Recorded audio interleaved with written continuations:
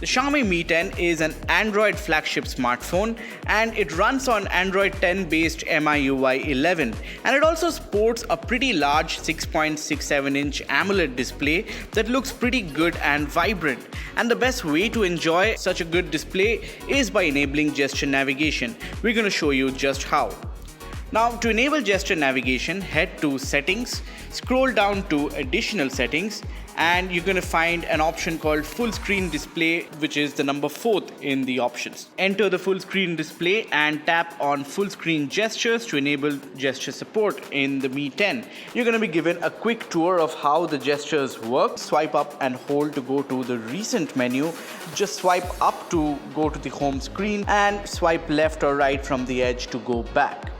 So that was a quick tutorial on how to enable gesture navigation on the Xiaomi Mi 10. Thanks for watching.